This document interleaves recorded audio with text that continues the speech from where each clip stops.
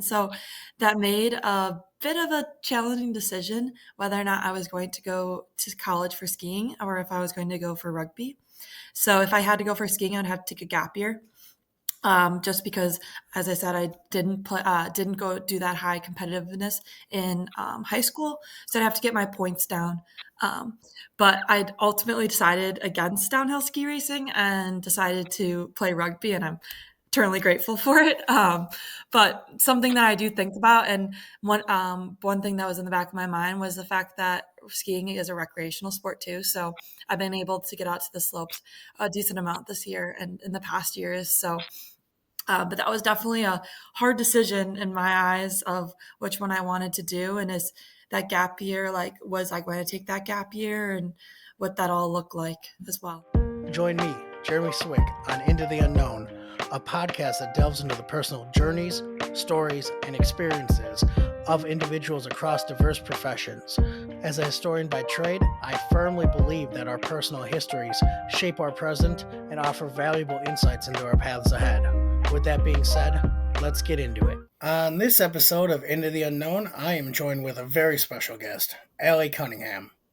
How are you doing today, Aly? I'm good. How are you? I'm doing amazing. I can't complain. It's Friday. It's going to be a good day. Absolutely. So, I like to kick off the show and kind of talk about the importance of networking. How are we connected?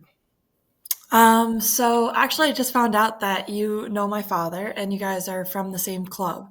So back in Milwaukee. So Shout out the Milwaukee Barbarians. It's one of those things that I love about rugby is it's such a big and small world all at the same time. mhm, absolutely. It's also one of those fun things with you, and we'll get into your rugby career a little bit more. You realize you're not that far disconnected from just about anyone who's played rugby, whether it's past, present, and even future at this point. hmm It's all connected somehow, some way. So I want to know a little bit more about you, that origin story, comic book issue number 1. Who's Aly? So I guess I picked up a rugby ball when I was 4. My dad started a tag program in just outside of Milwaukee, Wisconsin, and it started with 15 people, and then it grew. The largest it's been was over 100 kids, which is phenomenal. So that's when I first picked up rugby, and then as I said, my dad played, so I was a kid on the sidelines. And then when it hit high school, I had to make the decision of whether or not I was going to play soccer or rugby. I switched completely to rugby and also downhill skiing. So that's when I first started tackle rugby, and then I decided that I wanted to continue rugby after high school. So I found a college that had rugby in the academics that I wanted, and it was a good fit. So I ended up playing rugby in college at Sacred Heart University in Fairfield, Connecticut, and then along the way I've been in the USA pathway as well as select camps. And then I just graduated college, my undergrad, and I was invited to play with the New York Exiles with the new WER professional women's rugby program that just started up this year. So I played the second half of their season, and then I am just starting to play with the Chicago Lions for a little bit of sevens before I head off to the University of Edinburgh in Scotland for my master's to go play more rugby and then get to master's on top of it. Well, congratulations on entering your master's program and getting to still play high-level rugby. That's really exciting. Yes, that was the goal. That's the goal. So, Aly, let's rewind a little bit. You mentioned your dad started a tag league. Was that something you really wanted to growing up doing, or was it something that he did it so you came to practice whether you wanted to or not?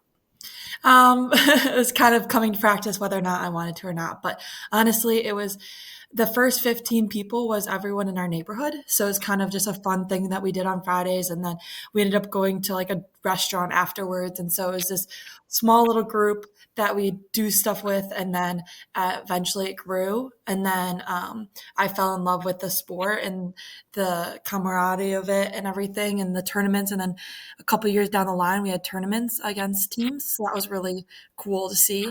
And then eventually, a lot of my friends did not end up playing rugby.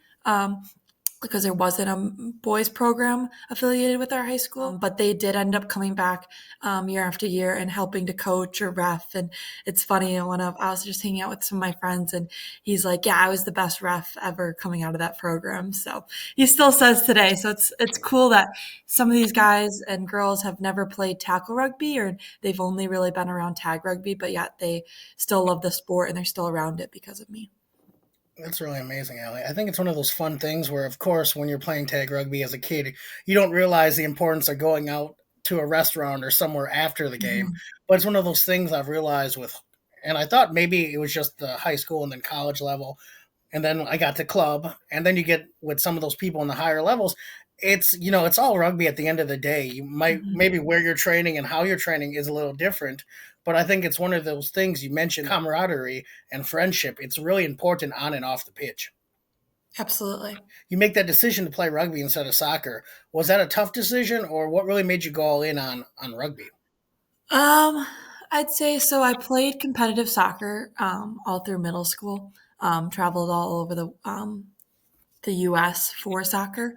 And then I just decided that I don't really know what fully made the switch, but rugby was in the fall and soccer was in the spring. So if I really did not like rugby, I could always just stop it and continue with soccer in the spring.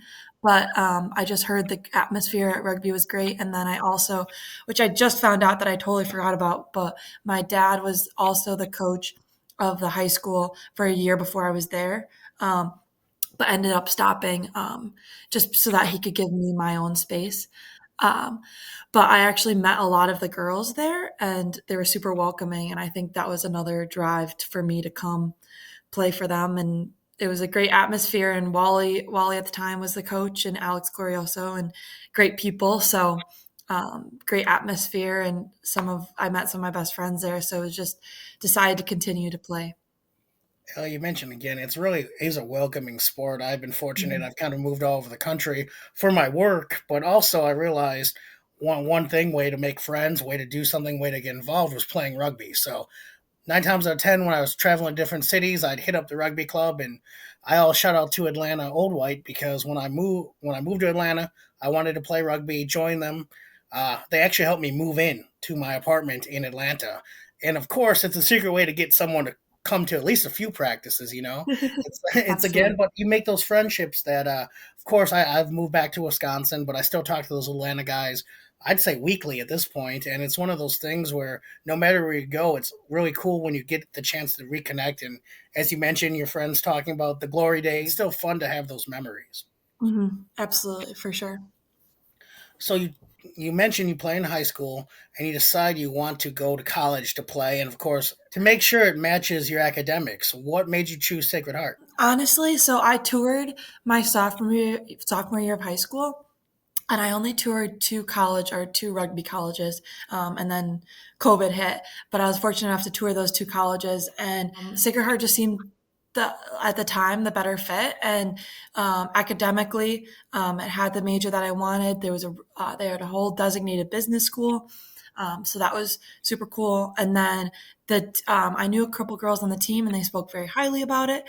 And the coaches were one of the biggest driving factors. Coach Reed was the head coach at the time, and then I did not know the assistant coach because the old assistant coach was Coach Solomon, and then the now assistant coach is Coach Tondi, and he did not enter until my preseason of my freshman year. So I did not know him before, but Coach Reed was the big driver. Kicking is a huge part of my 15s game. And that's the first thing she said is that we will incorporate that and make it a priority. And so that was what sold me because you can get coaches that don't prioritize kicking, and at this new level and this new game of rugby, kicking is can change a game. So I want to use my kicking. I want to use my strength. And if you're willing to put a shining light on it. Let's use it. Ellie, I love that you mentioned that with the game changing. And I think when you're going in, when you're being recruited, it's one thing to have them tell you everything that you want to hear, but then when you get there, I'm sure it was great to actually get to be able to utilize that as well. Oh, absolutely. And she allowed me to do what I wanted to do, what I saw best fit. And And she knew my rugby knowledge and my IQ, and we had multiple conversations of how we're going to change things and what's happening here. So she was very adaptable, and you don't see that in a lot of coaches. So that was a huge bonus, and one of the draws that why I came there. Of course, moving across the country for college and for rugby, what was that experience like? Being from Wisconsin, I know we're from the same area, so it's a little bit different than out east, I'm sure. Absolutely. I mean, definitely the transition was a little bit challenging, but I did have the support of one of the girls, two of the girls. Two girls at the time were juniors. One was from my high school Catholic Memorial, and then our rivals, DSHA. So I knew of her. I played with her in Ireland. But the girl from CMH, her name's Stephanie Wilson. I grew up with her, and she played tag rugby too. So I actually drove out with her mom and her my freshman year, and then I was able to meet a lot of the girls before preseason even started, and that was a nice welcoming. And then unfortunately, my freshman class was quite small, and by the end of my freshman year, there was only me. So it dwindled quite a bit, but there was only three to start with. But it was, I have to say, that junior class, that senior class that really welcomed me on the team and took me as one of their own. And if I ever needed anything or wanted to go get ice cream or food or whatever, they were always the first ones that I would contact, and they would always be ready, down to go do something. So just that welcoming aspect on the team, and that home away from home. And this team is transitioning. Sacred Heart's transitioning from not a local school anymore. It's more of across the world now, with this recruiting class, which is awesome. That they know how to welcome people in, and understanding that people are coming from a far place. And so being that welcoming atmosphere is all of, like, that's why I was able to stay for so many years. That's amazing. So when did you start getting put on that USA pathway, I guess you could call it? So I started as a U18. My first invite was when I was in high school. And so I went to a camp. I don't remember exactly the day, maybe my sophomore or junior year. I went to the U18 camp, and then I've been in the pathway since then, all the way up to U23. And then my first, like, senior side camp was this past January. And then this summer, just a couple months, weeks ago, 1 month ago, I was in Brazil playing for the USA Falcons. So that was really, really cool. I'm sure that's an incredible experience, and of course, you've definitely put in the years and hours and time. But what was that feeling like to actually make it to the Falcons already? No, it was really cool. I haven't gotten that much playing time, and so to play almost every single minute, and then at a crucial role as fly half, was really, really cool. And the girls around there were awesome. And it's a new system. It's a new system to me, and they're familiar with that. And so a lot of them took me under their wing, and everything they were critiquing me about. And I appreciate that. The more critiques I can get, the better I'll be. So um, and no, it was a really cool experience, and super happy and grateful that I was able to play for them. No, that's amazing. And I always say shout out Sophie Pers and Emerson Allen, who were both guests on the podcast.